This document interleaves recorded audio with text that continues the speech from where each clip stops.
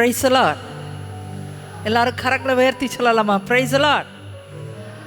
ஆகவே இன்றைக்கு பழைய ஏற்பாட்டின் நூலிலிருந்து நாம் நிறைய காரியங்களை இன்றைக்கு கற்றுக்கொள்ள போகிறோம்.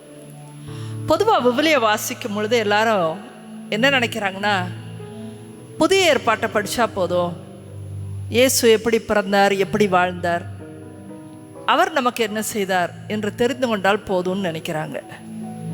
ஆனால் பழைய ஏற்பாட்டை படிக்காமல் நீங்கள் கடவுளை புரிந்து கொள்ளவே முடியாது.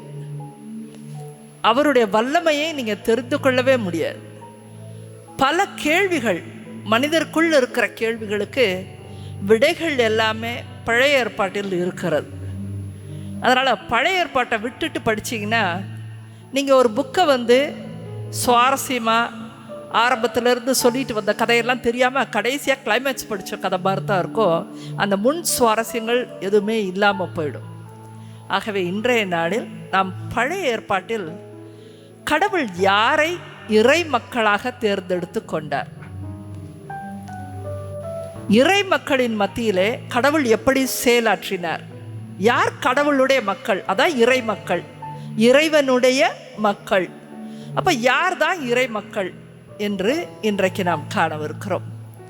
ஆகவே எல்லோரும் ஒரு நிமிஷம் கண்களை மூடி, ஆண்டவரே இந்த செய்தி எனக்கு பலன் தர வேண்டும் என்று சொல்லி ஜெபிக்கலாமா? கண்களை மூடுங்க. அன்புள்ள பரலோக தகப்பனே, அருமையான இந்த வேளைக்காய் மக்கு நன்றி செலுத்துகிறோம். இதோ நீர் என்னோடு கூட பேசும் ஆண்டவரே, இந்த வேளையிலே என்னோடு கூட பேசும். என் வாழ்க்கைக்கு தேவையான காரியங்களை நீர் கற்றுத்தாரும். நான் எடுத்துக்கொள்ள வேண்டிய காரியங்களை என் உள்ளத்திலே நீர் உணர்த்தும். இந்த இடத்திலே சகோதரியாகிய நான் மறைக்கப்பட்டு நீர் வெளிப்படுவீராக. இதோ எங்கள் மத்தியிலே அசைவாட வாரும் ஆண்டவரே. ஆமேன். கரங்களை உயர்த்தி பிரைஸ் தி லார்ட். ஆமேன். ஆமன். பார்த்தவர்களே, கடவுள்தான் மனிதர்களை உண்டாக்கினார். ஒன்றும் தெரியாத மனிதனை களிமண்ணிலிருந்து மனிதன் உருவாக்கம் பெற்றார். நிறைய பேருக்கு நம்ம எங்கேருந்து வந்தோம் அப்படின்னு அநேக நேரத்தில் கேள்விகள் உண்டு. களிமண்ணிலிருந்து அவனை எடுத்து தன்னுடைய ஜீவ சுவாசத்தை, அதாவது அவருடைய கடவுளோட சுவாசத்தை ஊதினார். மண்ணு தான் அவருடைய சுவாசம்னா எப்படின்னா அவருடைய மூச்சு. கடவுள் கடைசி வரைக்கும் அவர் தான் இருப்பார், முதல்லையும் அவர் தான் இருந்தார், அவர்கிட்டது தான் எல்லாமே தோன்றியது. அப்போ முடிவும் கடைசியும் அவர் தான் அப்படின்னு சொல்கிறப்ப அவருடைய உயிர் மூச்சு வாழ்ந்து கொண்டே தான் இருக்கும். அது சாவாமை பெற்றது. அவர் எதை மண்ணுக்குள்ளே அனுப்புனார் அப்படின்னா தன்னுடைய உயிர் மூச்சை தான் அனுப்பினார். உயிர் மூச்சு ஒரு இதுக்குள்ளே போயிடுச்சுன்னா அதுக்கு என்றைக்குமே சாவு கிடையாதுன்னு அர்த்தம். நம்ம ஒவ்வொருத்தருக்குள்ளேயும் இன்றைக்கி என்ன இருக்குது அப்படின்னா அவருடைய உயிர் மூச்சு இருக்குது. அந்த உயிர் மூச்சு நம்ம இறந்த பிறகு உடல் தான் மண்ணுக்கு போகும். அவரோட உயிர் மூச்சு அது சாவாமை உள்ளது. அதைத்தான் நம்ம ஆன்மா, ஆத்துமா என்று சொல்லுகிறோம். அது சரியாக இருந்தால் பரலோகத்தில் போய் சேரும். ஆண்டவரை தெரிந்திருந்தால் பரலோகத்தை போய் சேரும். அது ஆண்டவரை பற்றிய அறிவே இல்லாமல் இருந்தால் அது நரகத்தை போய் சேரும். இப்படி ஒரு மனிதனிடத்தில் அவருடைய உயிர் மூச்சை கொடுத்து தொடங்கி கடவுள் இந்த உலகத்தில் மனிதர்களை உருவாக்கினார். ஆமென். அவர் இஸ்ரேல் மக்களைத்தான் தன்னுடைய ஜனம் என்று தேர்ந்தெடுத்து கொண்டார். உலகத்தில் பல பாகங்கள் அப்போ தான் மக்கள் உருவாக்க பெற்றாங்க. சில தேசங்கள் உருவாக ஆரம்பிச்சிருச்சு.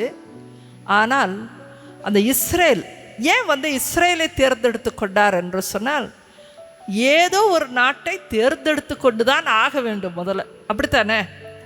தன்னுடைய பிறப்பிலிருந்து ஒரு இடத்த அவர் தேர்ந்தெடுத்து தான் ஆகணும்.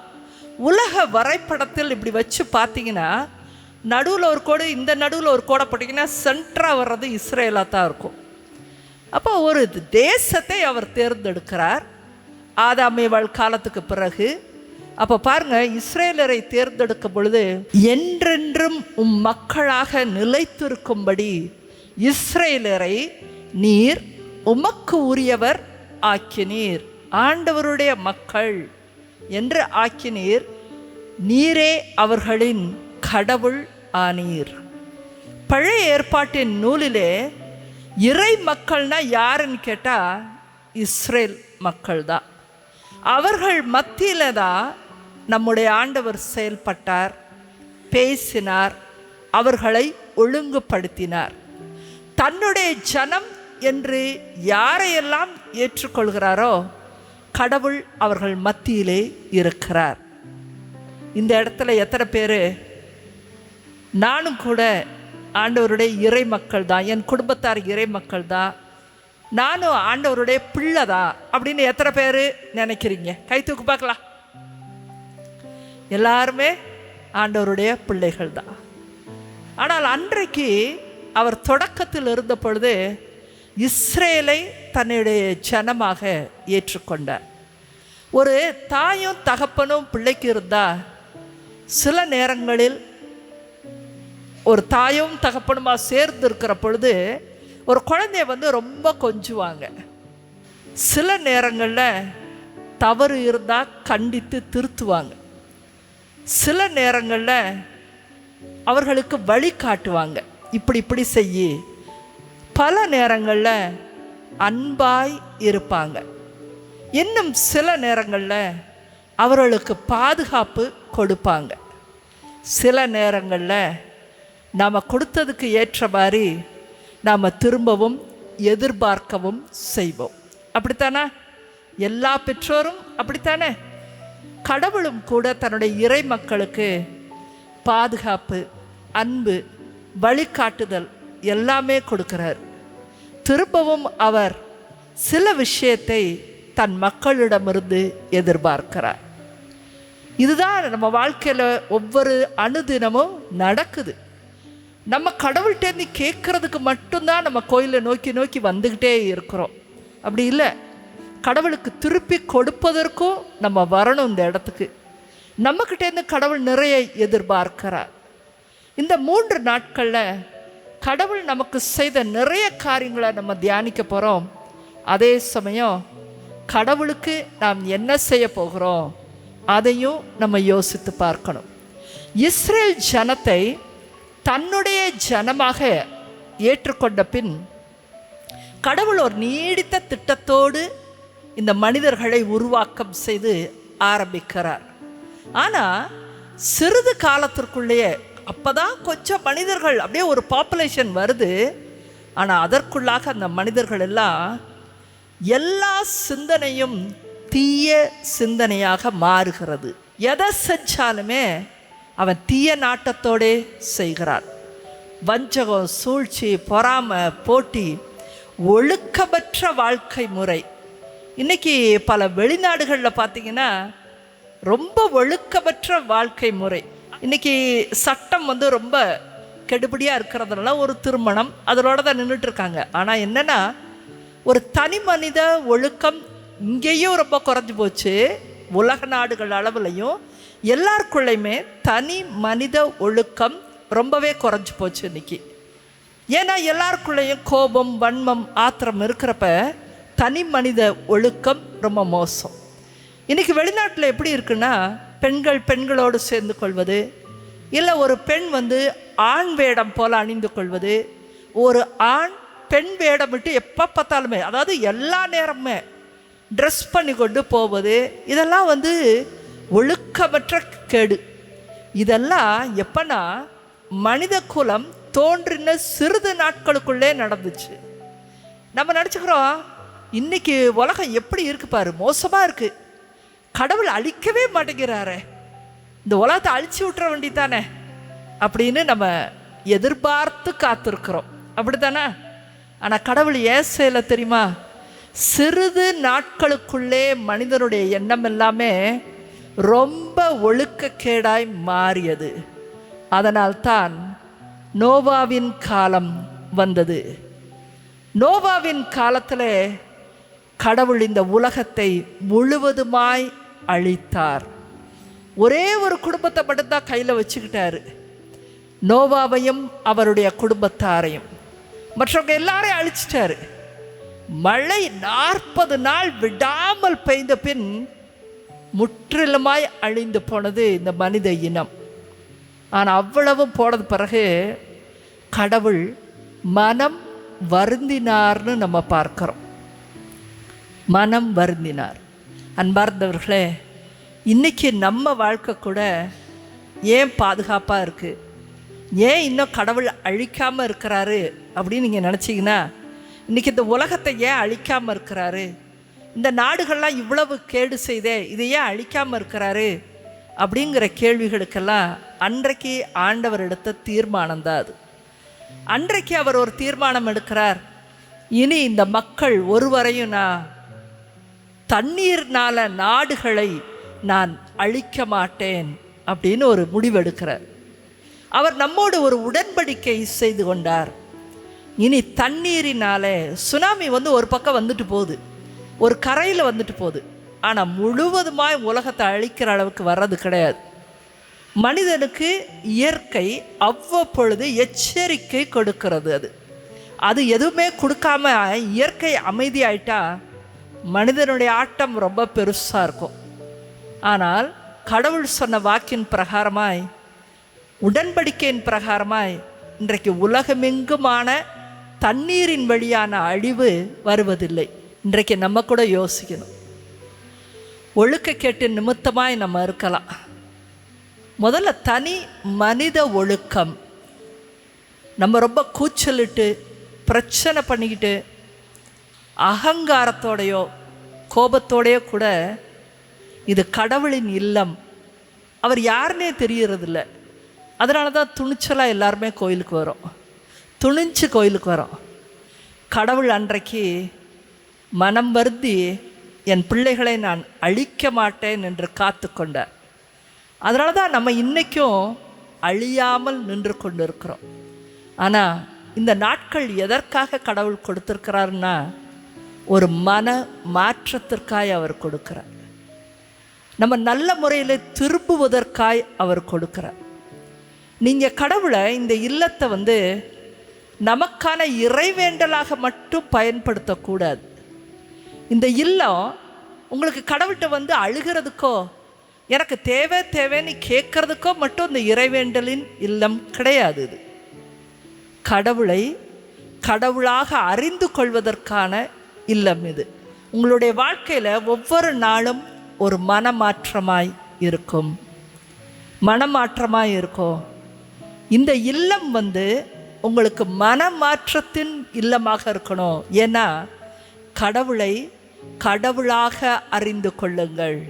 கடவுள் நினைச்சார்னா உலகம் முழுவதையும் அழித்து போடுவார், ஒன்று கூட மிஞ்சாது. ஒழுக்க கேடுள்ள இடத்தை கடவுள் அசுத்தமாக எண்ணுகிறார், அவர் சுத்தப்படுத்துவார்னு உலகத்துக்கு அறிவித்த ஒரு சூழ்நிலை தான் இந்த நோவாவின் கால். எப்போ இது நடந்தது? ஆரம்ப கட்ட காலத்தில் நடந்துச்சு. மனிதர்களுக்கு கடவுள் எச்சரிக்கை கொடுத்தார். பழைய ஏற்பாட்டின் நூலில் பார்க்கிறோம், அவர் எச்சரிக்கை விடுத்தார். ஆனால் இன்றைக்கும் மனிதர்கள் கடவுளின் எச்சரிப்பை மீறிக்கொண்டேதான் இருக்கிறாங்க. பயப்படுறதே இல்லை. கடவுள் மேல் எவ்வளவு பயம் வரணுங்கிறதே தெரிகிறதே இல்லை. இந்த நோவாவின் காலத்திற்கு பிறகு ஆண்டவர் மோசேயை அனுப்புகிறார். இதோ மோசே வரும்பொழுது அவரை முட்செடியிலே கடவுள் அவரை காண்கிறார். மோசே இடத்துல நேரடியாக கடவுள் பேச வருகிறார். அப்போது ஏதோ ஒரு முட்செடி எரிகிறதே, யார் இது அப்படின்னு சொல்லி மோசே போய், யார் உங்கள் பேர் என்ன அப்படின்னு கேட்கும் பொழுதுதான் முதல் தடவையாக இந்த உலகத்திற்கு கடவுள், இந்த உலகத்தின் கடவுள், அண்ட சராசரத்தின் கடவுள், அனைத்தையும் படைத்த கடவுள், சகலத்தையும் தன்னுடைய வார்த்தையினாலே படைத்த கடவுள் தன்னை யார் என்று மோசேயின் மூலமாகத்தான் வெளிப்படுத்துகிறார். யார் அப்படின்னு பார்த்தீங்கன்னா, அவரை என்ன பெயர் சொல்லுகிறார் என்றால், இந்த வார்த்தையை நீங்கள் அடிக்கடி கேட்டிருப்பீங்க. இருக்கின்றவராகவே இருக்கிறவர் நானே. அப்படின்னா என்ன அர்த்தம்னா, எல்லா காலத்துலேயும் உன் தாத்தா பாட்டி காலம் மட்டுமில்ல, 1,00,000 காலத்துக்கு முன்னாடி இல்லையா, 10,000 கோடிகளுக்கு முன்னாடி இருக்கின்றவர் நானே. நான் தான் இருந்தேன், அதுக்கு பிறகும் நான் தான் இருப்பேன். அப்போ எத்தனை 1000 கோடி பின்னாடி போகலாம், நீ எப்போ வேணாலும் போ, நான் தான் இருந்தேன். அதுக்கு என்ன அர்த்தம்னா, நான் தான் முதலும் நான் தான் கடைசியும் என்று முதலும் கடைசியுமாய் இருக்கிற கடவுள், ஒரே கடவுள் நானே, என் பெயர் யாவே என்று சொல்லி முதல் முறையாக தன் பெயரை தன்னுடைய இறை மக்களுக்கு அவர் அறிவிப்பு செய்தார். Praise the Lord. இதெல்லாம் மனிதர்கிட்ட போய் பேசணும்னு அவசியமே கிடையாது. எப்பேற்பட்ட கடவுள்!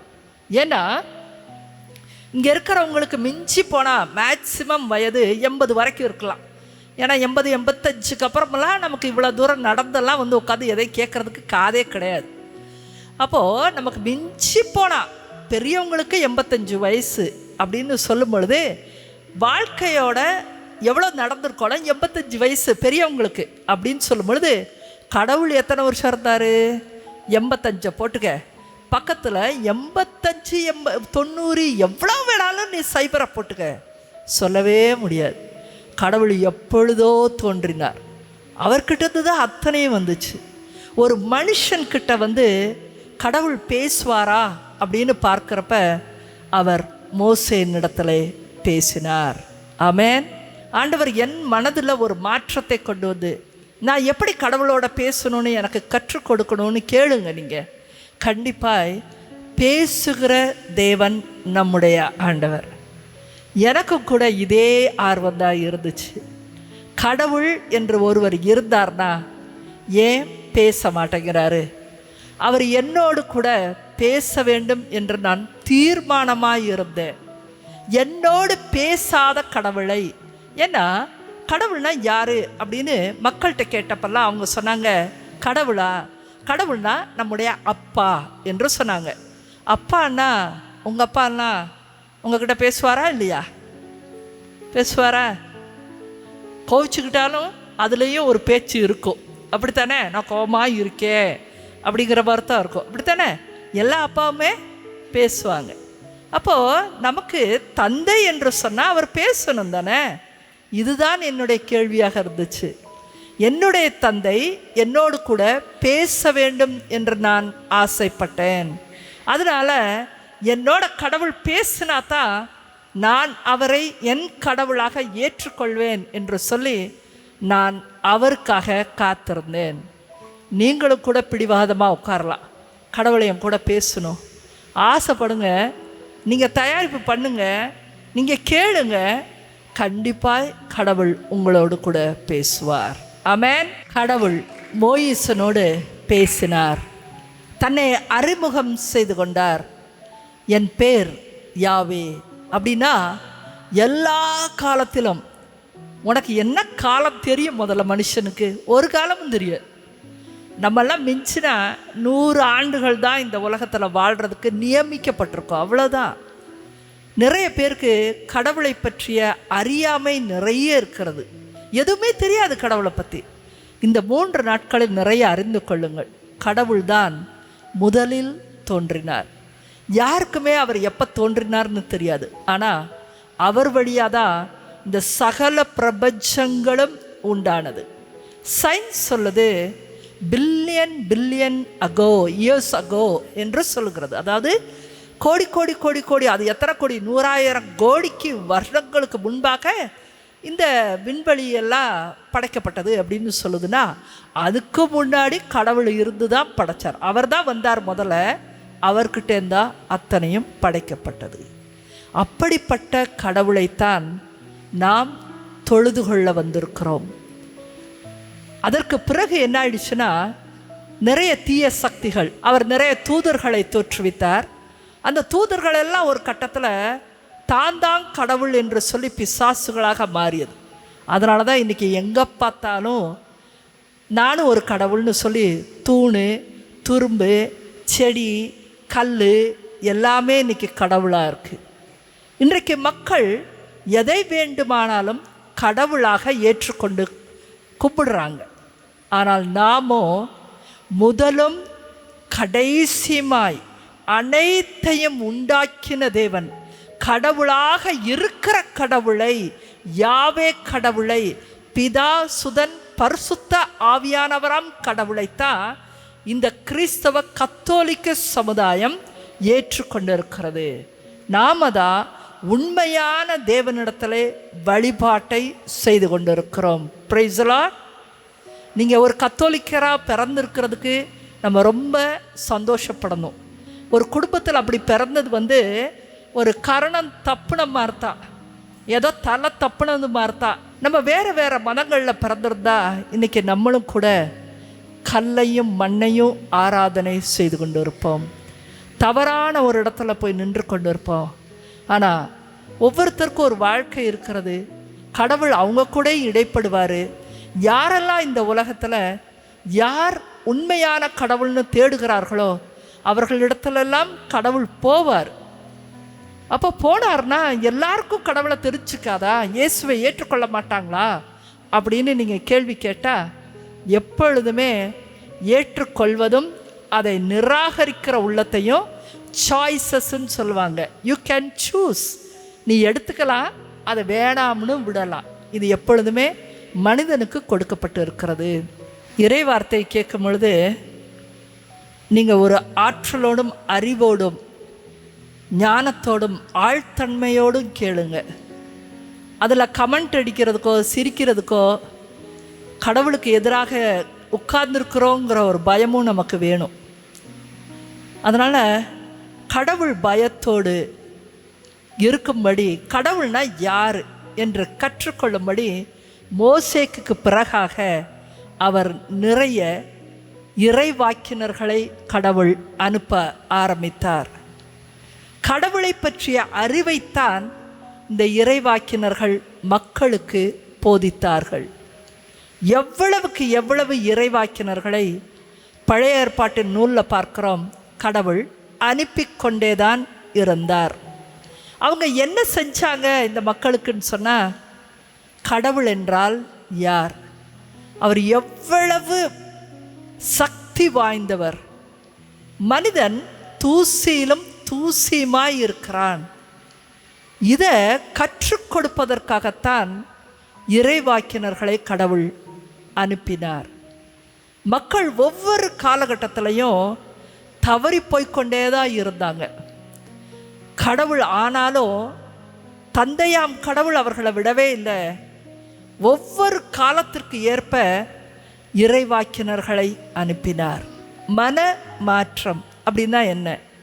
அன்றைய காலகட்டத்திலிருந்து இன்றைக்கு வரை கடவுள் தன்னுடைய அடியார்களை அனுப்பி கொண்டே இருந்தார். இந்த அடியார்களுக்கு எல்லாத்துக்கும் ஒரு ஸ்பெஷாலிட்டி இருக்குது. என்ன தெரியுமா?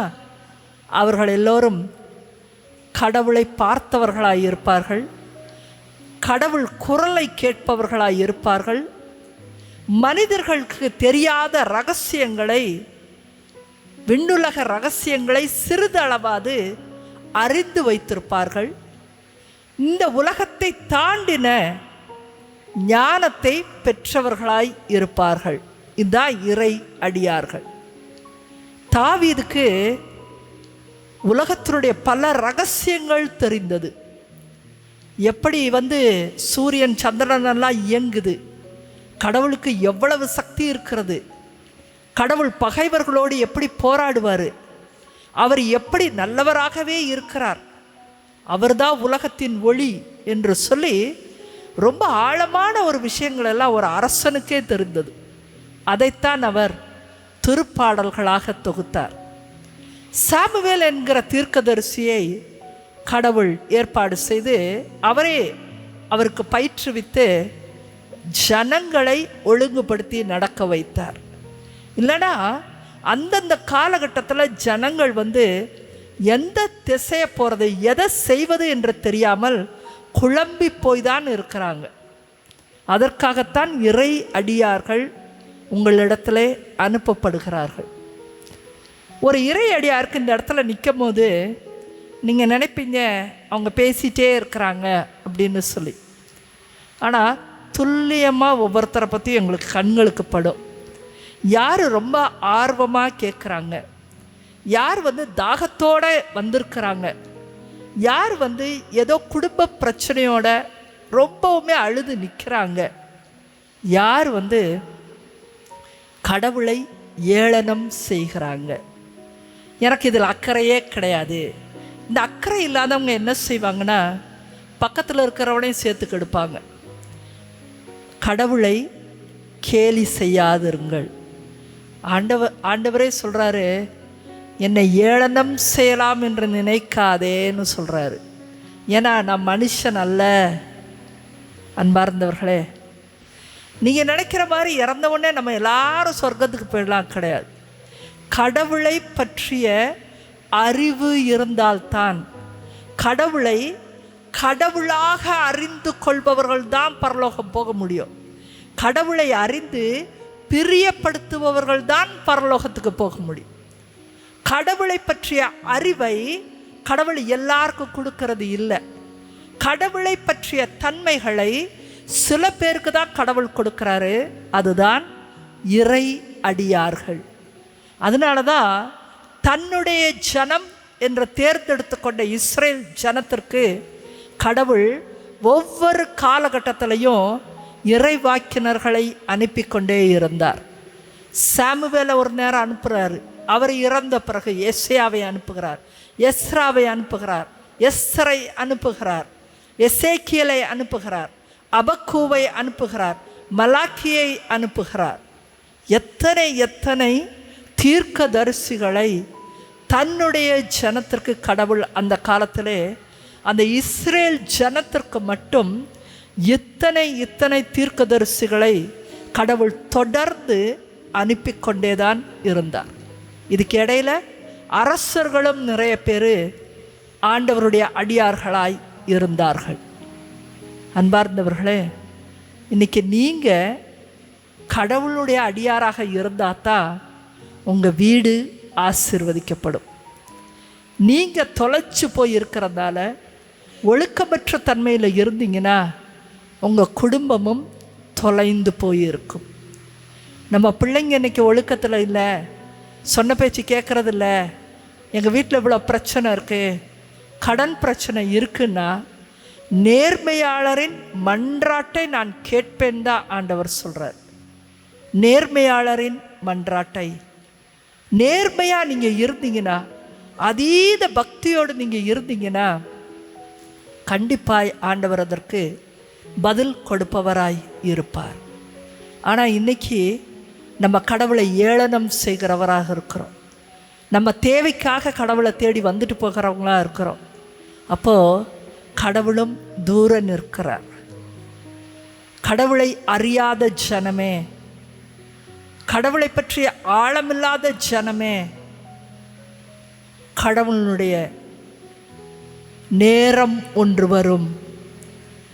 நீங்கள் ஒவ்வொருவரும் தீர்வையில் நிற்கிற நாள் ஒன்று உண்டு. நானும் அந்த இடத்துல நின்று பார்த்துருக்கிறேன். அது எவ்வளவு பயங்கரத்துக்கு உரியது என்று சொல்லி. நீங்கள் கடவுளையும் அவருடைய வார்த்தைகளையும் கட்டளைகளையும் நாடுவதற்காகத்தான், அவர் என்ன சொல்லியிருக்காரோ அதை கடைப்பிடிப்பதற்காகத்தான் கடவுள் இத்தனை அடியார்களை நம் மத்தியிலே அனுப்பினார். ஆமென். நீங்கள் யாராவது ஒருத்தருடைய வாழ்க்கையாவது முழுவதுமாக அறிஞ்சு வச்சுருக்கிறீங்களா? ஒருத்தருடைய வாழ்க்கையை முழுவதுமானா நம்ம படித்து பார்த்து தெரிந்து கொள்வது அல்ல. நம்ம வாழ்க்கையில் சிக்கல்கள் வரும்பொழுது, ரொம்ப பெரும் துன்பம் வரும்பொழுது அதை எடுத்து வாசித்து இதே போலவே நானும் பின்பற்றுவேன், இவருடைய நம்பிக்கையை நானும் பெற்றுக்கொள்வேன்னு எத்தனை பேருக்கு அந்த நம்பிக்கையோடு இருக்கிறோம்? அப்படி இருந்தோம்னா தான் நேர்மையாளர், நீதிமான் என்று ஆண்டவர் சொல்லுகிறார். கடவுள் தன்னுடைய ஜனம் என்று சொல்பவர்களை, இறை மக்களை ஒருபோதும் தனியாக கைவிடுறது இல்லை. அவர் இறை அடியார்களை அனுப்பி கொண்டே தான் இருக்கிறார். ஆனால் நமக்கு தான் என்ன வேணும்? தேடுகிற எண்ணம் வேண்டும். அன்பார்ந்தவர்களே, இறை அடியார்களின் மூலமாய் தன்னுடைய ஜனம் என்று சொல்லப்படுகிற மக்களை அவர் கண்டித்து, தண்டித்து, நல்வழிப்படுத்தி, நல்ல ஆலோசனைகளை சொல்லி, கட்டளைகளை கொடுத்து, இதை பின்பற்றி நட, கருத்தாயிரு, இடமோ வலமோ திரும்பாத, எந்த ஒரு சிலைகளையும் நீ வழிபடாதே, வீணாக என் பெயரை சொல்லாதே, எல்லாவற்றுக்கும் மேலாக என்னை ஆராதித்துக்கொள் என்று சொல்லி பல கட்டளைகளை கொடுத்து மக்களை இறை அடியார்களின் மூலமாய் வழி நடத்தினார். இன்றைய காலகட்டத்திலும் கூட நேற்றும் இன்றும் என்றும் மாறாத கடவுள் எந்த காலகட்டத்திலும், ஒவ்வொரு தேசத்திலும், ஒவ்வொரு மூலை முடுக்கிலும், ஒவ்வொரு சர்ச்சுக்கும் இறை அடியார்களை அனுப்பி கொண்டுதான் இருக்கிறார். நீங்கள் பயன்படுத்திக்க வேணாமா? நான் போகிற இடங்களில் நிறைய பேர் மனமாற்றமாக இருக்காங்க. அவங்களுக்கு ஒரு அற்புதம் நடந்திருக்கலாம். ஆனால் சில பேர் தான் நாங்களும் கடவுளுக்காய் பணி செய்வோம்னு சொல்லி வந்தாங்க. நிறைய பேருடைய வாழ்க்கை மாறியது. அதில் ஒரு சிலரை தான் இந்த பிள்ளைகளை நீங்கள் பார்க்குறீங்க. இந்த பிள்ளைகளுடைய வாழ்க்கையில் ஒரு மாற்றம் ஏற்பட்டது. அவங்க கடவுளுக்காய் அர்ப்பணித்தாங்க. இது போன்ற எங்கள் ஊழியம் வளர ஆரம்பித்து இன்றைக்கு ஒரு உலகளாவிய ஊழியமாய் மாறி இருக்கிறது. எல்லோரும் சேர்ந்து தான் நாங்கள் பணி செய்கிறோம். கொஞ்சம் பேர் இங்கே நிற்போம், அடுத்த வாரம் இன்னொரு சர்ச்சுக்கு போகிறோம், அப்போ வேறு ஒரு குரூப்பு அங்கே வரும். ஆனால் பின்னாடி இந்த நிமிடத்தில் கூட உங்களுக்காய் அங்கே இறை அடியார்கள் ஜெபித்து கொண்டு இருக்கிறாங்க. நீங்கள் பயன்படுத்தி கொள்ள வேண்டும். எதை தெரியுமா? காலத்தை பயன்படுத்து. எனக்கு ஒரு வினாடியில் என் உயிர் போனது. எல்லாருக்குமே அப்படித்தான். எது நேரம்னு கிடையாது. உன்னுடைய காலம் இப்படி முடிவடையோ, நீ ஆண்டவருக்கு முன்பாய் நிற்க வைக்கப்படுவாய். உன்னுடைய காரியங்களெல்லாம் ஓ வாயிலேருந்து யாரும் அங்கே கேட்கறதில்ல. நீ இங்கேருந்து கிளம்புறதுக்கு முன்னாடி நீங்கள் உயிர் பிரியும் பொழுதே உன் கணக்கு அங்கே முடிவடைந்து விடும். உன்னுடைய பெயர் வாழ்வின் நூலிலே எழுதப்பட்டு இருக்க வேண்டும். நாங்கள் தூரத்தில் பார்த்ததில் வானதூதர் வந்து அந்த புக்கை தான் பார்த்தாங்க. எந்த மனுஷனுக்கும் அங்கே வந்து பேசுகிறதுக்கோ, தன்னை வியாக்கியானம் செய்வதற்கோ, விளக்கம் கொடுப்பதற்கோ அங்கே எங்கேயுமே இடமே கிடையாது. அங்கே மனிதர்கள் நிற்கிறாங்க, கைகளை காட்டுகிறார்கள். உன் பேர் இங்கே இல்லை, போயிட்டு வா. எல்லாம் நரகத்தில் போய் விழுகிறது. இங்கே எத்தனை பேருக்கு பரலோகம் போகணும், எத்தனை பேருக்கு நரகம் போகணுங்கிறத நீங்கள் தீர்மானம் செய்து கொள்ளுங்கள். ரொம்ப சுலபமாக ஒருவனும் பரலோகம் செல்லவே முடியாது. நம்ம வாழ்க்கையை வீணடிச்சு கொண்டிருந்தோம்னா, நம்ம வாழ்க்கையில் எதையுமே கடவுளை பற்றிய அறிவை எடுத்துக்கொள்ள இல்லைன்னா நம்ம பரலோகம் போகவே முடியாது. அன்பார்ந்தவர்களே, நான் அன்றைக்கு அந்த இடத்துல நின்ற பொழுதுதான் எவ்வளவு பெரியவர் அந்த நடுக்கம் எனக்குள்ளே வந்துட்டு போச்சு. கடவுள் என்றாலே எனக்கு இன்னைக்கு வரைக்கும் நடுக்கம்தான். 16 ஆண்டுகள் ஆயிடுச்சு. நாடுகளை கடந்து நான் போதித்து கொண்டு இருக்கிறேன். நாடுகள் கடந்து போகிறேன். நான் ஒவ்வொரு நிமிடமும் கடவுள் என்னோடு பேசுகிற வார்த்தைகளை எனக்கு புரிந்து கொள்ள முடியும். ஆனாலும் எனக்கு கடவுள் என்றால் நடுக்கம்தான். ஏன் தெரியுமா? இறை அடியார்கள் மனிதர்களுக்கு எதை கற்றுக் கொடுக்க வந்தார்கள் தெரியுமா? கடவுள் மேல் உள்ள அச்சத்தை தான் கற்றுக் கொடுக்க வந்தாங்க. அவங்க கடவுள் மேல் உள்ள அச்சமே ஞானத்தின் தொடக்கம். அது இருந்தால் தான் பேசிக்கா உனக்கு ஞானமே இருக்குதுன்னு அர்த்தம். நான் பாட்டுக்கு வந்து உட்கார்றேன், ஏதோ ஒன்று நடக்கட்டும், நான் பாட்டுக்கு போகிறேன். நான் ஞாயிற்றுக்கிழமை பூசை கூட வரமாட்டேன், வியாக்கியானம் பேசுவேன். உனக்கு கடவுளை பற்றி தெரியுமா? நல்லவனாக இருந்தாலே கடவுள் பரலோகத்துக்கு எடுத்துக்குவார். இந்த மாதிரி பேசுகிற யாருக்கும் அங்கே இடமே கிடையாது. முதல்ல தாம்போல வாழ்கிறவனுக்கு இடம் கிடையாது. கடவுள் இடத்துல வந்த உடனே தலை வணங்கி அவன் முழங்கால் படியிடாதவனுக்கு பரலோகத்தில் இடமே கிடையாது. அந்த இடத்துல தன்னுடைய வாழ்க்கையில் நயவஞ்சகமும் ஒளிச்சு வாழ்கிறதும் வெளியில் வந்து கள்ளத்தனமான வாழ்க்கை வாழ்கிறதும் வெளியே தெரியாதுன்னு நினச்சிருக்கவனுக்கு ஒன்றை சொல்லிக்கொள்ள விரும்புகிறேன். லூக்கா 12ஆம் அதிகாரம் சொல்கிறது, நீ உள் அறையில் செய்வதை நான் மேற்கூரையிலிருந்து அறிவிப்பேன்னு சொன்னார் ஆண்டவர். நீ அமர்கையிலும் எழுகையிலும், நீ உட்கார்ந்தாலும் சரி நீ எந்திரிச்சாலும் சரி ஆண்டவர் உன்னை அறிந்தே இருக்கிறார். ஆமென். நீ உட்கார்றது எந்திரிக்கிறது, நீ என்ன நடத்த பண்ற, நீ யார்கிட்ட பேசுற, எதை பற்றி பேசுற, கடவுளை எக்காலமாக பேசுறியா, கடவுளுக்கு பயப்படுறியா, கடவுளை பற்றிய அச்சம் இருக்குதா, கடவுளுக்கு நன்றி உணர்வு இருக்குதா, எல்லாமே வாழ்வின் நூலிலே குறிக்கப்பட்டு கொண்டே தான் இருக்கிறது. ஓ வாழ்நாள் கிளாக்கை வச்சு டிக் அடிக்கிற மாதிரி ஓடிக்கிட்டே இருக்கு. விரைவில் நம்ம ஒவ்வொருத்தருமே விரைவில் கடவுளை சந்தித்தாக வேண்டும். விளையாட்டு காரியம் இல்லை. ஓ வாழ்க்கையில் எதிர ஒரு இறை அடியார் வந்துட்டாங்கன்னாவே உன்னோட கிளாக் அருகில் இருக்குதுன்னு அர்த்தம். மாற்றிக்கொள்வதற்கான வழியைத்தான் கடவுள் கற்பிக்க வருகிறார். உனக்கு கடவுள் பயம் இருக்கணும். உள்ள கடவுள் பயம் இல்லாத மனிதர்களை விட்டு ஒதுங்கே. கடவுள் பயம் இல்லாமல் பேசுகிறானா, தான் பெரியாளன்னு பேசுகிறானா, அவன் உன்னையே சேர்த்து கண்ணி வைப்பா. விலகி ஓடு அப்படிப்பட்ட ஆட்கள்கிட்டருந்து. இதோ எசேயாவின் மூலமாய் எரேமியாவின் மூலமாய் கடவுளுடைய அன்பை பற்றி கடவுள் வெளிப்படுத்தினார். எசேயா கடவுளை எப்படி பார்த்தாரு, ஒவ்வொரு இறையடியாரும் எப்படி பார்த்தாங்களோ அதைத்தான் மக்களுக்கு வெளிப்படுத்தினாங்க. எசேயா சொன்னார், தாய் உன்னை தேற்றுவது போல். ஒரு தாய் உன்னை தேற்றுவாங்கள்ல உலகத்தில். ஒருவேளை அந்த தாய் பக்கத்தில் இல்லையா, ஒருவேளை அந்த தாய் இன்னைக்கு உன்னை புரிஞ்சுக்கலையா, தாய் உன்னை தேற்றுவது போல நான் உன்னை தேற்றுவேன்னு சொன்னார். Praise the Lord. அந்த இறையடியாரிடத்து தான் நம்ம அதை தெரிஞ்சுக்கொள்கிறோம். எவ்வளவு ஒரு தாய்மை உணர்வோட கடவுள் நம்மக்கிட்ட பேசுகிறார். எசேயாவின் மூலமாக ஆண்டவர் சொல்கிறார், கலங்காதே, திகையாதே, பயப்படாதே, நானே உன் கடவுள் என்று சொல்லுகிறார். அன்பார்ந்தவர்களே, பழைய ஏற்பாட்டின் நூலிலே ஒவ்வொருத்தர் வழியாகவும் நாம் கற்றுக்கொள்வதற்கு நமக்கு முதல்ல இருக்கிற காலமே பத்தாது. நீங்கள் இறை மக்களாக விரும்புகிறீர்களா? கடவுளுடைய மக்களாக, நான் கடவுளுடைய பிள்ளையாக இருக்கணும், கடவுளை எனக்கு ஆசீர்வாதம் தரணும். கடவுள் உனக்கு இந்த உலகத்தில் ஆசீர்வாதத்தை கொடுக்கறது பெரிய விஷயமே கிடையாது. உனக்கு கல்யாணம் ஆகணும், வேலை கிடைக்கணும், இதெல்லாம் நினைக்கிறேன். ஆனால் அதை விடலாம் முக்கியம் நீ பரலோகம் போய் சேருவது. அது ரொம்ப முக்கியம். நீ நித்திய காலத்திற்கும், ஏன்னா கடவுள் அவருடைய சுவாசத்தை உனக்குள்ள ஊதியிருக்கார்.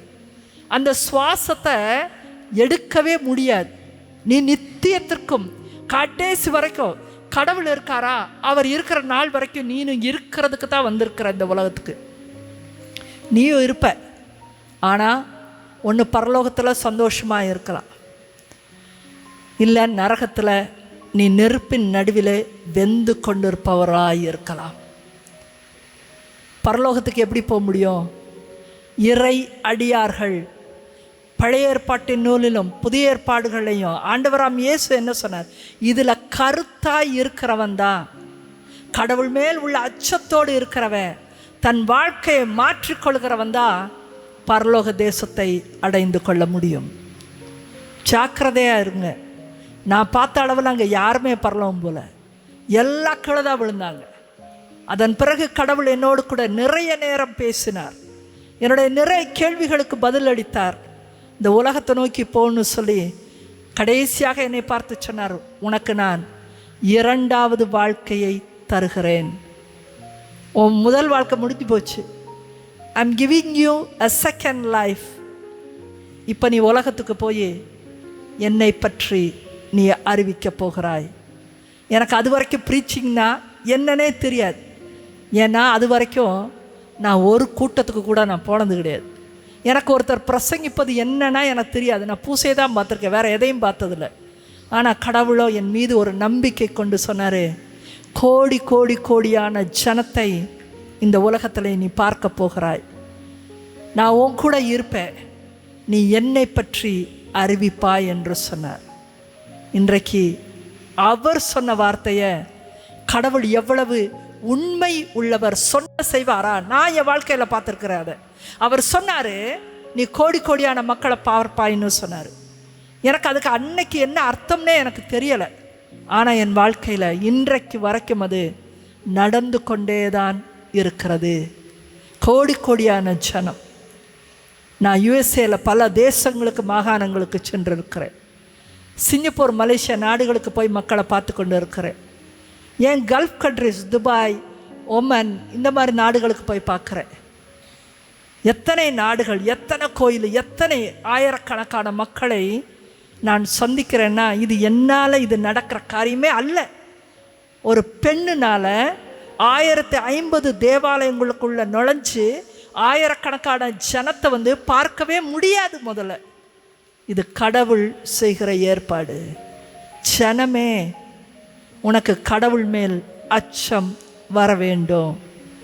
இதைத்தான் சாமுவேல் தீர்க்கதரிசியில் ஆரம்பிச்சு எல்லா தீர்க்கதரிசிகளும், கடவுள் என்றால் உனக்கு அச்சம் வரணும். அந்த பரலோக தேசம் என்பது விளையாட்டு தேசம் அல்ல.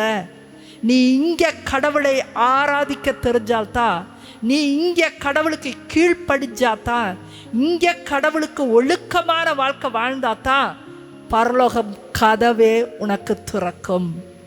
அந்த அச்சம் உங்களுக்கு வேண்டும். முதல்ல அதுக்கு என்ன? இந்த காலம்தான், இந்த உலகத்தில் இருக்கிற சிறிய காலம்தான் உனக்கு கொடுக்கப்பட்டு இருக்கிறது. அது வீணடிச்சிட்ருக்காத, முட்டாள்தனமாக வாழாத.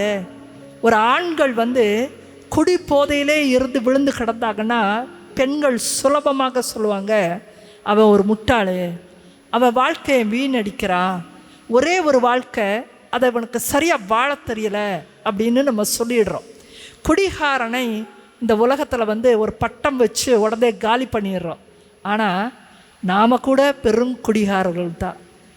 கீழ்ப்படியாத மக்கள், ஆசை நிறைந்த மக்கள், ஆர்ப்பாட்டம் மிகுந்த மக்கள், நகையும் டௌரிக்கும் பணத்துக்கும் ஆசைப்படுகிற மக்கள், ஒரு வகையான போதை இல்லையா அதெல்லாம்? பெருமையில் வாழுகிற மக்கள், தனக்கு எல்லாம் தெரியும்னு பீத்திக்கிற மக்கள், இது எல்லாமே அருவருப்பான காரியங்கள். கடவுளை அறிந்திருக்கிறவன் இதை செய்யவே மாட்டான். முதல்ல அவனுக்கு அச்சம் இருக்கும். அன்பார்ந்தவர்களை, ஒவ்வொரு தீர்க்கதரிசியும் சொன்ன விஷயங்களை கடவுள் இந்த விவிலியத்தில் சேர்த்திருக்கார். எதுக்காக கடவுள் இதில் சேர்க்கணும்? இன்னைக்கு இதை நீ படித்து தெரிந்து கொள்வதற்காய் சேர்த்திருக்கார். ஆனால் என் வாழ்நாளில் நான் இதை படித்ததே இல்லை. இதுவா இவ்வளோ பெரிய புக்காக இருக்குது, நான் வாசித்ததே இல்லை, ரொம்ப பெரிய புஸ்தகம், அதை எப்படி நான் வாசிக்கிறது? நியாயந்தான். ஆனால் கடவுள் உனக்கு ஒரு நீடிய வாழ்க்கையை கொடுத்தார்ல. 60 வருஷம், 50 வருஷம், 40 வருஷம், 30 வருஷம் இதை படித்து முடிக்க பத்தாதா உனக்கு? உனக்கு அவரை பற்றிய அறிவை வளர்த்து கொள்வதற்கு இது பத்தாதா? நாம் ஏமாந்து போய் கொண்டிருக்கிறோம். ஜனமே, டிவி சீரியலில் உட்காந்து ரொம்ப நேரம் பார்க்குற, நிறைய வீண் கதைகளை பேசுகிற, கொட்டம் அடித்து திரியிற. ஆனால் இறையடியார்கள் மூலமாய் கடவுள் தான் பேசினார். அதை நீ நிராகரிப்பாய் என்று சொன்னால் கடவுளும் தீர்வையின் நேரத்தில் நம்மை நிராகரிப்பார். இதை கடுமையாய்த்தான் பழைய ஏற்பாட்டின் நாட்களிலே தன்னுடைய ஜனமான இஸ்ரேல் ஜனத்துக்கு முதல்ல தாம் பிள்ளைகளை ட்ரெயின் பண்ணுவோம். எப்போவுமே ஊர் உலகத்தை சரி பண்ணுறதுக்கு முன்னாடி நம்ம என்ன செய்யணும்? நம்ம வீட்டை சரி பண்ணணும். கடவுள் ஒரு வீட்டை தேர்ந்தெடுத்து கொண்டார். இஸ்ரேல் ஜனம் அந்த தன்னுடைய வீட்டைத்தான் அவர் சரிப்படுத்த முனைந்தார். அந்த தன்னுடைய வீட்டிற்கு என்னெல்லாம் செய்யணுமோ அத்தனை இறையடியார்களை கொண்டு நமக்கு செய்து முடித்தார். இப்போது இறையடியார்களுக்கு அடுத்ததாக ஒவ்வொரு மனிதர்களுடைய வாழ்க்கையும் நமக்கு விவிலியத்திலே தொகுக்கப்பட்டு இருக்குது. இவங்களை எல்லாம் நீங்கள் வாழ்க்கையில் வாசிக்க ஆரம்பிச்சிங்கன்னா கடவுளுடைய பராக்கிரம காரியங்கள், அவருடைய வல்லமை, அவர் மனுஷங்கிட்ட என்ன எதிர்பார்க்கிறார், என்ன செய்வார், இது எல்லாத்தையும் நீங்கள் புரிஞ்சு கொள்ள முடியும். இங்கே இருக்கிறவங்கள எத்தனை பேர் சிம்சோனையும் கிதியோனையும் தெரிச்சு வச்சது இல்லாமல் என் வாழ்க்கையில் அப்படி ஒரு சம்பவம் நடந்தப்போ நான் கிதியோனை ஒரு முன்னுதாரணமாக எடுத்துக்கொண்டு நான் வாழ்ந்தேன் அப்படின்னு இங்கே யாராவது இருக்கீங்களா? எனக்கு கேட்கணுன்னு ஆசையாக தான் இருக்குது. யாராவது இருக்கீங்களா? எனக்கு ரொம்ப பயம் இருந்துச்சு. கிதியோன்ட்ட எப்படி கடவுள் பேசினாரோ அதை நான் எடுத்து வாசித்து புரிஞ்சுக்கிட்டு நானும் பயத்தை விட்டு எனக்கு கிதியோன் வாழ்க்கையில் நடந்தது போல் எனக்கு நடந்துச்சு சிஸ்டர் அப்படின்னு நீங்கள் யாராவது சொல்கிறதுக்கு இருக்கீங்களா? அவருடைய ஜனமாக இருந்தீங்கன்னா உங்களுக்கு இவர்களுடைய வாழ்க்கை பயணம் பூரா உங்கள் வாழ்க்கையிலும் நடக்கும். நீ வாசித்தாதானே உனக்கு தெரிஞ்சிருக்கும், நீ ஆழப்பட்டாதானே உனக்கு தெரிஞ்சிருக்கும். இறையடியார்கள் எல்லாம் ஒரு வாழ்க்கையை வாழலை.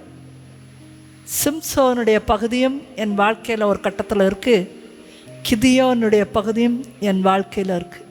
நாங்கள் அப்படி சம்பவிக்கிற பொழுது கடவுளுடைய இறை வார்த்தையை தேடுகிறோம். எங்களுக்கு அதுதான் முன்னோடி.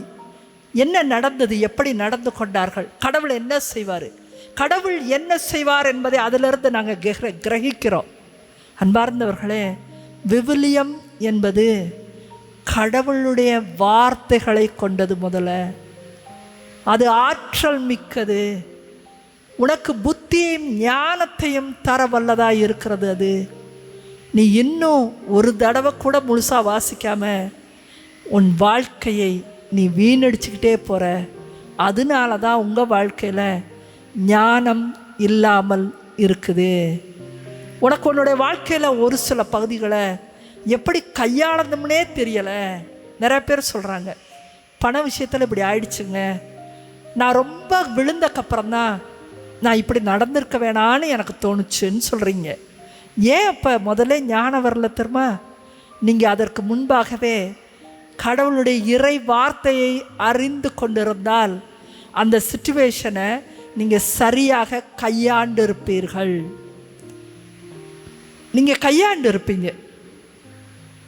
ஆனால் நீங்கள் கையாளதுனால தான் இன்றைக்கி நிறைய தவறுகளிலே நாம் இருக்கிறோம். சிம்சோனின் மூலமாக, கிதியோனின் மூலமாக ஆண்டவர் நமக்கு நிறைய பேசியிருக்கிறார். நாம் இன்னும் கடவுள் பேசின வார்த்தைகளுக்கு முக்கியத்துவம் தரலை. தன்னுடைய ஜனத்தை அவர் பக்குவப்படுத்தி தயாரித்தார் இந்த உலகத்தில். ஆனால் நாம் அதையெல்லாம் தேடாதவர்களாய் வாழ்ந்து கொண்டு இருக்கிறோம். இதோ ஆபிரகாமையும் யோபுவையும் யோனாவையும் நம்ம கேள்விப்பட்டிருக்கலாம். ஆனால் நீங்கள் திரும்ப திரும்ப ஆபிரகாமினுடைய பகுதியை ஒருத்தரையாவது திரும்ப திரும்ப திரும்ப நீங்கள் வாசிப்பீர்கள் என்று சொன்னால் உங்களுக்கு நேரம் அதீத நம்பிக்கை உருவாகியிருக்கும். ஏன் திரும்ப திரும்ப திரும்ப வாசிக்கணும்? ஒரு தடவை படித்தா புரியாதா சிஸ்டர்? இல்லை, இன்றைக்கி நீ படிக்கிற, இன்றைக்கி உன்னோட பிரச்சனைக்கு ஏற்ற மாதிரி அதை புரிஞ்சுக்குவேன். நாளைக்கு ஒரு வாரம் கழித்து நீ படிக்கிற, அன்றைக்கு உன் மனநிலை எப்படி இருக்கோ அதற்கு ஏற்றவாறு அந்த வார்த்தைகள் பேசும் உன்னோடு.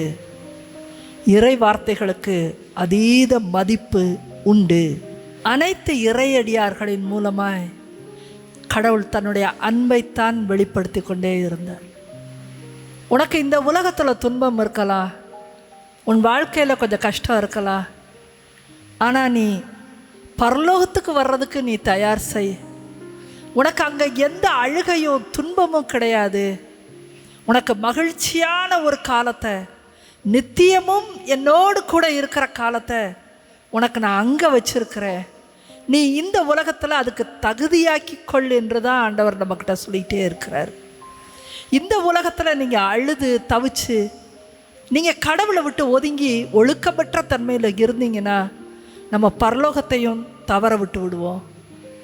ஆபிரகாமின் வாழ்க்கையில் நம்ம பார்க்குறோம், கடவுள் அவரை பார்த்து சொன்னார், எழுந்து அந்த தேசத்துக்கு போ, உன் கூட்டத்தில் இருக்கிற எல்லாரையும் விட்டுட்டு போன்னு தான் சொன்னார்.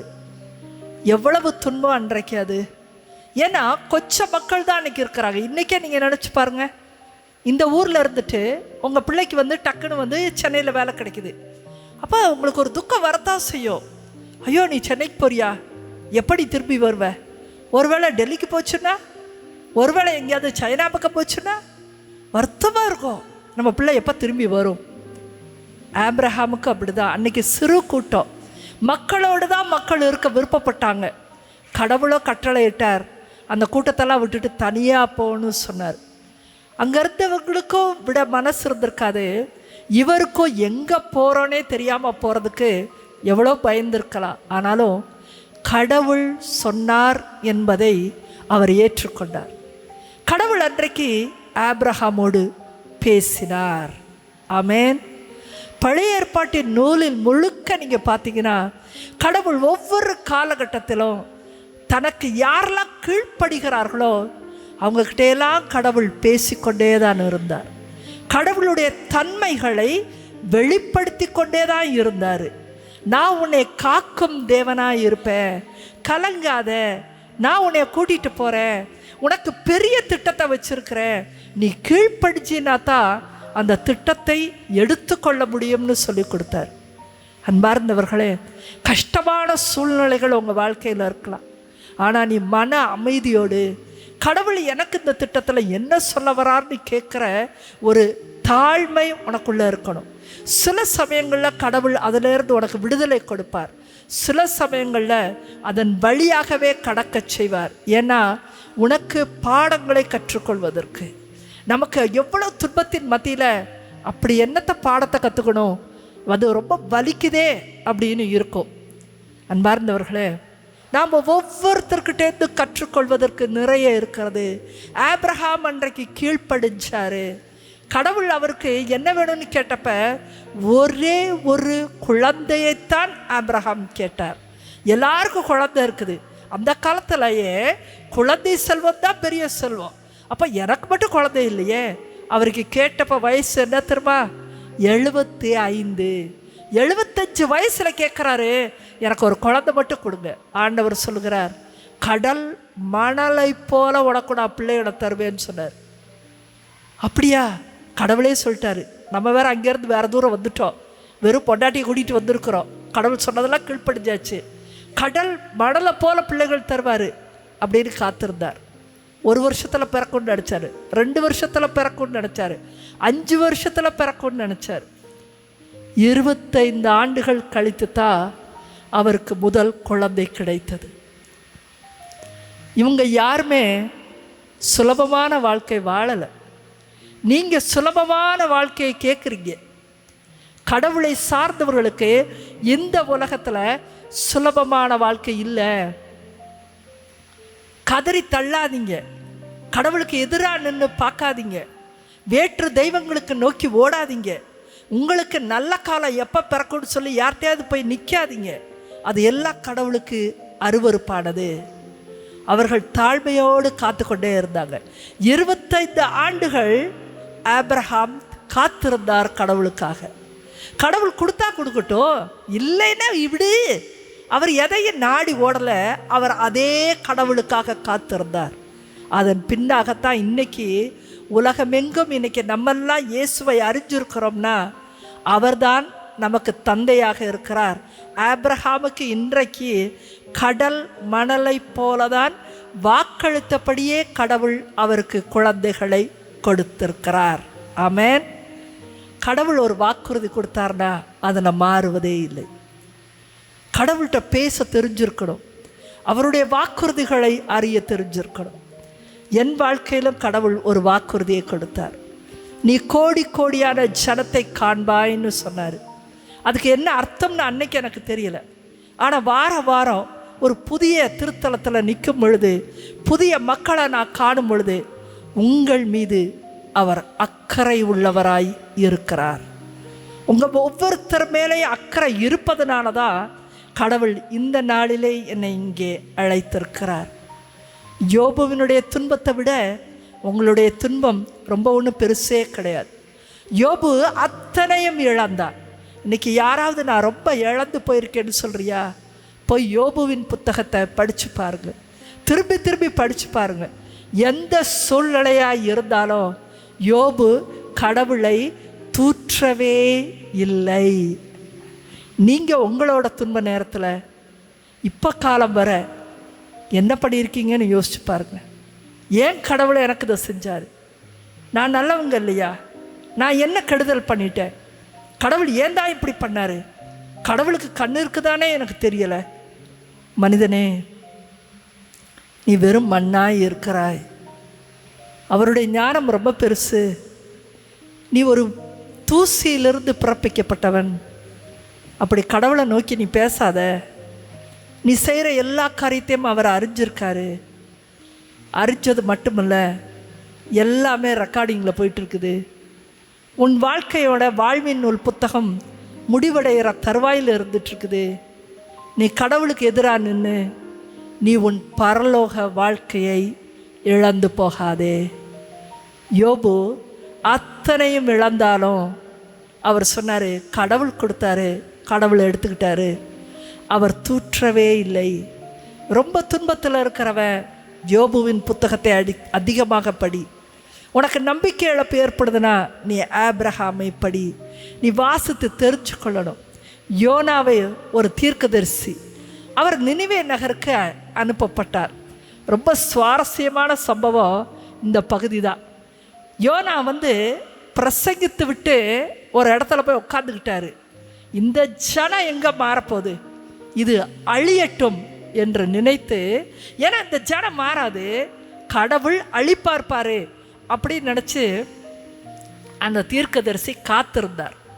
ஆனால் கடவுளோ அவர்கிட்ட என் ஜனம் ஒன்றும் அறியாதவர்கள், உனக்கே இவ்வளோ கோபம் வருதுன்னு சொல்லி ஒரு இறை அடியாரோடு வாதாடுகிறார் கடவுள். என் ஜனத்தை அப்படி நான் அழிக்க முடியாது என்று சொல்லுகிறார். அன்பார்ந்தவர்களே, பழைய ஏற்பாட்டின் காலம் முழுக்க இதோ நம் மத்தியிலே கடவுளே வருவார் என்று தீர்க்க தரிசனம் சொல்லப்பட்டு கொண்டே இருந்தது. மெஸ்ஸையா வருவார், மெஸ்ஸியா நம்மை போல மனிதனாக வருவார் அப்படின்னு சொல்லப்பட்டு கொண்டே இருந்தது.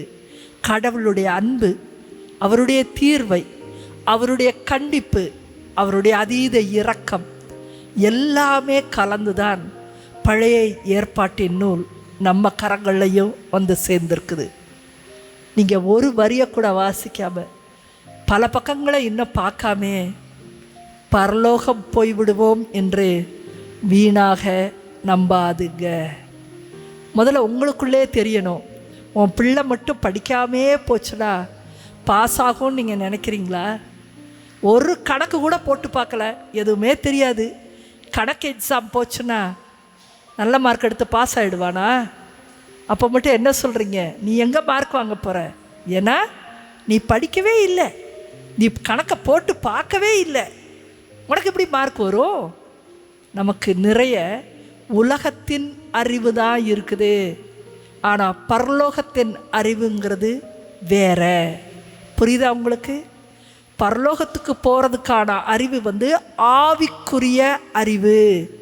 அது இன்னைக்கு ரொம்ப குறைவாயிடுச்சு. உலகத்தின் அறிவு இன்னைக்கு ரொம்ப ஜாஸ்தி ஆயிடுச்சு.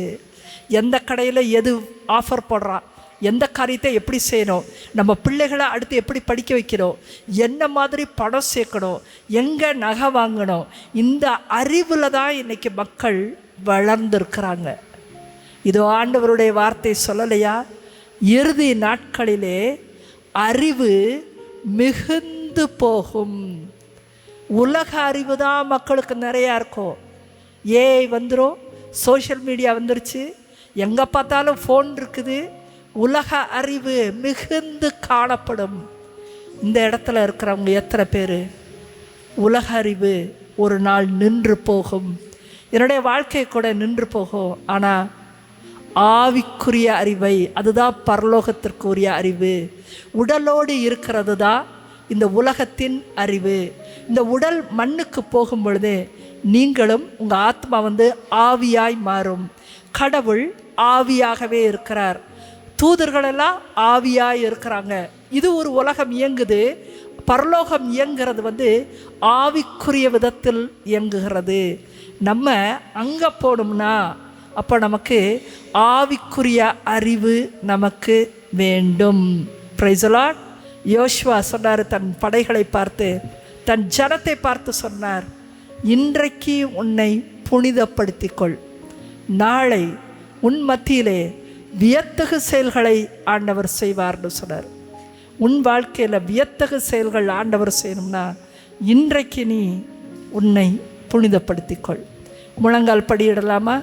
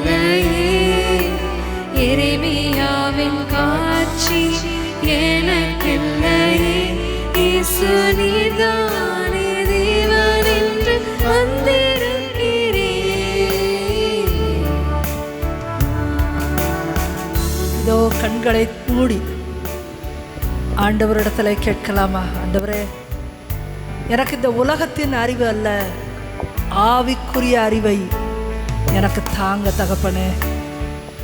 எத்தனையோ இறைவாக்கினர்களை இந்த உலகத்திற்கு நீர் அனுப்பி வைத்தீர்.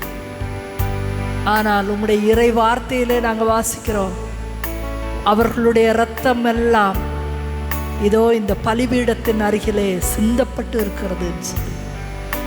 அந்த இறை அடியார்களை நாங்கள் துரத்தி அடித்தோம், துன்பப்படுத்தினோம், வேதனைப்படுத்தினோம், அவமானத்திற்குள்ளாக்கினோம். இதோ நாங்கள் இறை அடியார்கள் சொல்வதன் மூலமாய் நீர் எங்களுக்கு என்ன கற்றுத்தருகிறீர் என்பதை கற்றுக்கொள்ளாமலேயே எங்களுடைய வாழ்க்கை கழிந்து போய் கொண்டிருக்கிறது. இந்த நாட்களிலே நீர் என்ன விரும்புகிறீர் என்பதை இறை வார்த்தையின் வழியாக நான் அறிந்து கொள்ள, எனக்கு ஆவிக்குரிய வாழ்க்கையை அறிந்து கொள்ள எனக்கு புதிய பாதையை திறந்தருளும் தகப்பனே. கடவுள்கிட்ட கேளுங்க, இப்ப ஆண்டவரே, எனக்கு ஆவிக்குரிய வாழ்க்கையை அறிந்து கொள்ளக்கூடிய ஞானத்தை எனக்கு தாங்க. நான் மாறினால்தான் என் குடும்பம் மாறும், நான் மாறினால்தான் என் பிள்ளைகளை நான் வழி நடத்த முடியும். என்னுடைய வாழ்க்கையில சிக்கல் மேல் சிக்கலாய் இருக்கிறது. இதை மாற்றுறதுக்கு உம்முடைய வழிகளை நான் தெரிந்து கொள்ள வேண்டும் தகப்பனே. என்னை ஆசீர்வதிங்க இந்த வேளையில். இதோ இந்த வேளையில் இந்த 2 நாட்களில் உம்முடைய ஆசீர்வாதம் என் மீது இறங்கி வரும்படியாய் இதோ எங்கள் ஒவ்வொருவரையும் நீர் ஆசீர்வதின் தகப்பனே. எங்கள் ஒவ்வொருவரின் மீதும் இந்த வேளையில் பரலோகத்தின் இரக்கம் கடந்து வரட்டும்.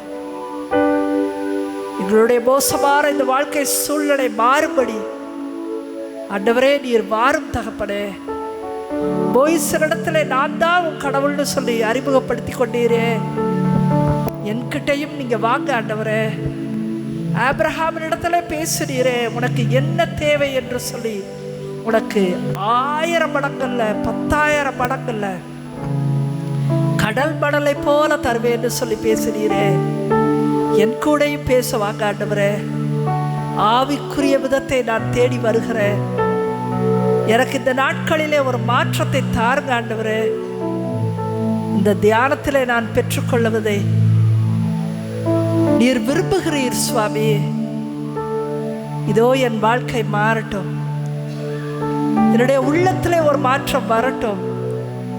இத்தனை நாளும் கிடைக்காத ஒரு சமாதானம், இதோ அந்த பரலோகத்தின் சமாதானம் உன் மீது கடந்து வரட்டும். எஸ், பரலோகம் திறக்கப்படுவதாக. உங்கள் ஒவ்வொருவரின் மீதும் ஆண்டவருடைய அன்பும் இரக்கமும் கடந்து வருவதாக. இயேசுவின் வல்லமை இறங்குவதாக. உங்கள் குடும்பத்தினுடைய துன்பங்கள் துயரங்களை ஆண்டவர் அறிந்தே இருக்கிறார். உன்னுடைய வாழ்க்கை மாற்ற நீ என்னைக்கு எந்திரிச்சு வரியோ அப்ப ஆண்டவர் உன்னை நோக்கி ஓடி வருவார். இன்னைக்கு நீங்க செய்த தவற கூட நாளைக்கு செய்யாதபடி ஆண்டவர்கிட்ட பேசுங்க. நீங்க ஆசீர்வதிக்க தயாரா இருக்கிறீங்க. ஆண்டவரே, நான் தான் எந்திரிக்காம உட்கார்ந்துருக்கிறேன். நான் இந்த நாட்களிலே அந்த ஆசீர்வாதத்தை இழந்து போகாதபடி உம்முடைய ஆசீர்வாதம் என் மீது கடந்து வரட்டும் தகப்பனே. உம்முடைய ஆசீர்வாதம் எனக்கு வேணும் தகப்பனே. கேளுங்க. இதோ தகப்பனே, என்னை நோக்கி வாரும். இன்றைக்கு இரவு என்னோடு கூட பேசும். என் உள்ளத்திலே ஒரு ஆழ்ந்த சமாதானத்தை எனக்கு தந்தரலாம். ஒரு ஒளியை என் வீட்டிற்குள்ள அனுப்பும். குடி இருந்தா என் வீட்டில் எல்லாம் வெளியேறட்டும் ஆண்டவரே. சண்டை சச்சரம் கோபங்கள் எல்லாம் என் வீட்டை விட்டு வெளியேறட்டும் ஆண்டவரே. என் வீட்டுக்குள்ள ஒரு ஒளி வரட்டும் சுவாமி. உலகத்தின் ஒளியாய் இருக்கிறவர் நீர் ஆண்டவரே. இதோ எனக்கு ஆவிக்குரிய அறிவை புகட்டுகிறவர் நீர் சுவாமி. நீர் வாரும் என் வீட்டிற்குள்ள. இதோ என்னை ஆசீர்வதை பரலோகத்திலிருந்து அந்த ஆசீர்வாதம் என் மீது இறங்குவதாக. தொடும் சுவாமி ஆண்டவரே, என் மீது இறக்கமாயிரும். தொடுவீராக. இதோ என்னை ஆசீர்வதித்துக் கொண்டிருப்பதற்காய் நன்றி. என்னை ஆசீர்வதித்துக் கொண்டிருப்பதற்காய் நன்றி. இயேசுவின் நாமத்தினாலே ஆசீர்வதித்துக் கொண்டிருப்பதற்காய் நன்றி. நன்றி தகப்பனே, நன்றி. உங்க உள்ளத்துல ஒரு நன்றி எழட்டும். இதோ என்னை காண இந்த நாட்களில் ஆண்டவர் வந்திருக்கிறார். என்னை மாற்ற ஆண்டவர் வந்திருக்கிறார். என் மீது அக்கறை கொண்டுள்ளவராய் ஆண்டவர் வந்திருக்கிறார். என் உள்ளத்திலிருந்து நான் நன்றி சொல்வேன்னு சொல்றீங்களா? ஒரு நன்றிய உள்ளத்துல எடுங்க. எவ்வளவு ஆண்டவர் உங்களுக்கு செஞ்சிருப்பாரு. இதோ உங்களுக்கு சகலத்தை செய்திருக்கிறார் ஆண்டவர். இத்தனை நாள் மட்டுமாய் உங்களுக்கு வாழ்வை கொடுத்த ஆண்டவர், உங்களுக்கு வழிகளை காண்பித்த ஆண்டவர், உங்களுக்கு அறிவை கொடுத்த ஆண்டவர், உங்களுக்கு திருமண காரியத்தை செய்து கொடுத்த ஆண்டவரை நினைத்து பாருங்க. இன்றளவுமாய் உங்களை காத்த தேவன் உங்கள் மத்தியில இருக்கிறார். அவருக்கு நம்ம நன்றி செலுத்துவோம் இந்த வேளையில. ஆண்டவரே, என் உள்ளத்துல இன்னைக்கு பூரா நன்றி எழட்டும். கண்டிப்பா என்னை ஆசீர்வதிக்க போகிறீர். அந்த காரியத்தை நீங்க உள்ளத்துல பலமாய் எடுங்க. நன்றி நிறைந்த உள்ளத்தை ஆண்டவர் எதிர்பார்க்கிறார். ஆகவே நன்றி செலுத்தலாமா?